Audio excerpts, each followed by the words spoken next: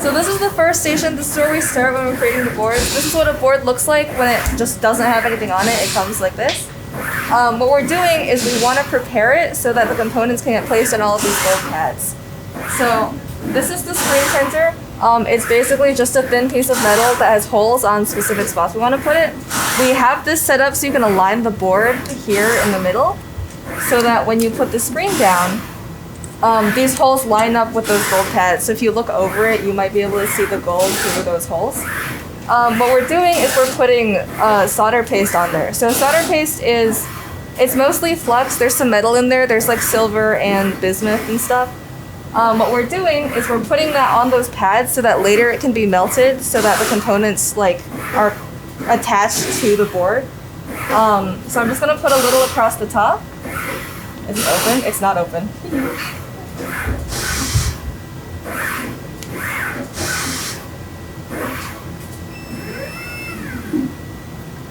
And then we just take a flat surface and we're going to drag it across so that that paste fills in all of the holes on the way down.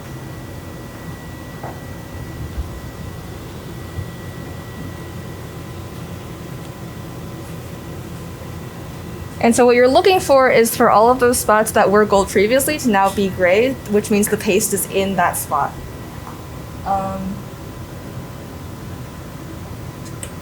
Once you're done with that, we're going to lift this up and then we're going to carefully take this out. You really don't want to get any of this on your hands because then you have to paste it, but that's what it looks like. And then we're going to pass this on to the next station.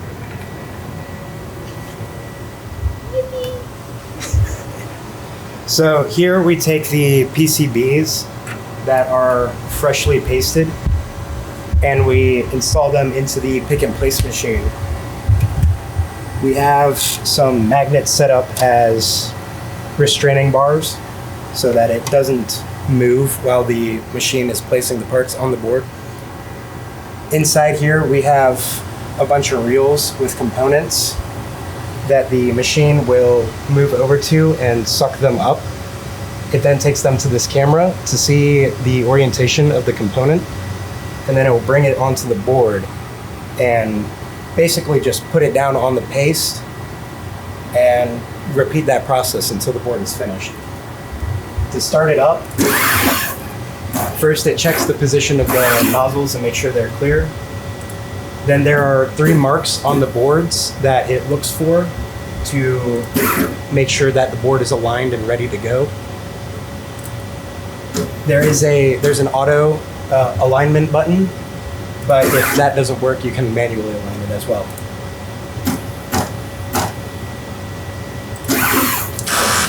Once it starts, each board takes about 5 minutes to do, but we are getting some boards that are coming out faster at about 4 minutes and 30 seconds. And that's about it for this station. So you can take it to the next spot. This is the third station. Once the boards come out of the machine, I'm doing 2 main things here. First, I'm inspecting for any mistakes that the machine might have made. If this is your component going across 2 pads, the component can sometimes be rotated so it's not touching the pads on either end, or it can be tombstone, which means standing up on the end. So I'll try to fix mistakes like that before the solder gets baked and hardened. The second thing is adding larger components that the machine struggles with. So right here I've got the inductors that the board uses, and I'm using tweezers to place these onto the pads, essentially doing the same thing that the machine does, but with the larger components.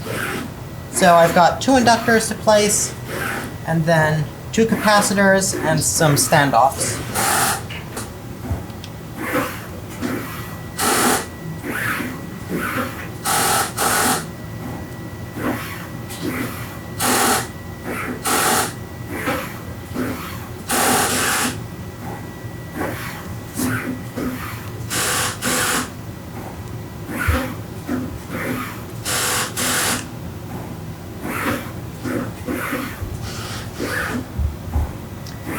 Then once all these components are placed, it goes on to the next station where we bake it and harden the solder.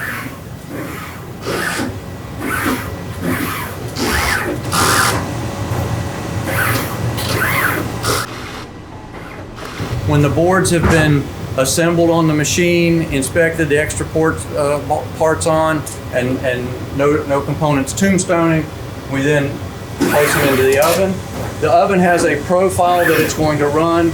It's going to run 130 degrees to begin with. It'll get to 175 and perform a soak, which is allowing everything at the board to get to that level.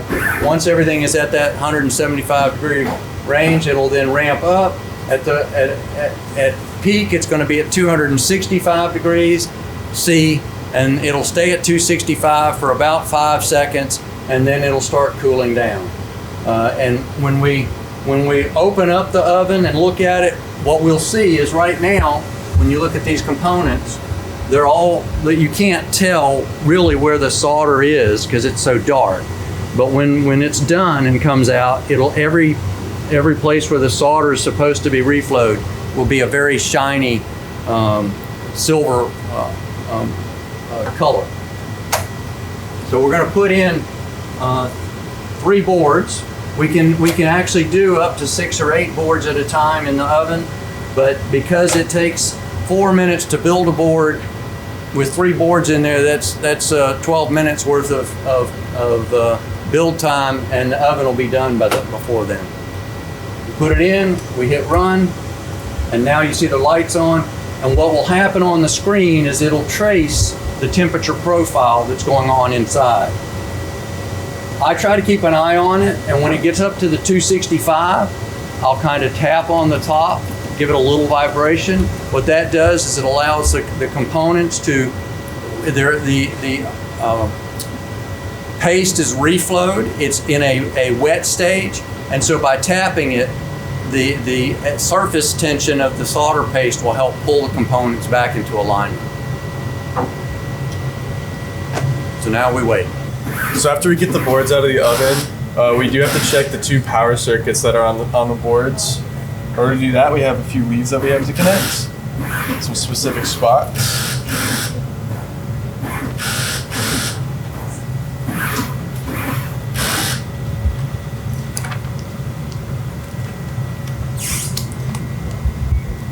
So I'm going to check a few specific locations on the board and supply 5 volts. And we should see about 3.3 volts, or anywhere in between 3 and 4 is generally okay. All right, so we got 3.3, so that's perfect. And then when we turn it off, you'll see it slowly decrease. That's just the capacitors dissipating their charge. What button are you pressing? So to supply the power, I have this set up so that it supplies 5 volts at 0.1 amps. And then I just press on here, and that'll supply the power to this board specifically. So now if I move over to the DAC board, it's harder to see. I'm going to perform the same process, and we should see about 3.3 volts.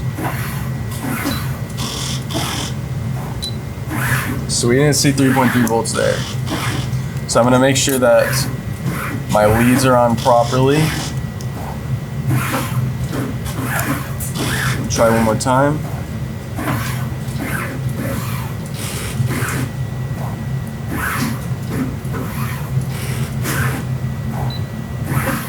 There we go. So I just had my leads on wrong. So 3.8, that's about within our parameters there. So this board's looking good. I'm gonna give it one quick last inspection.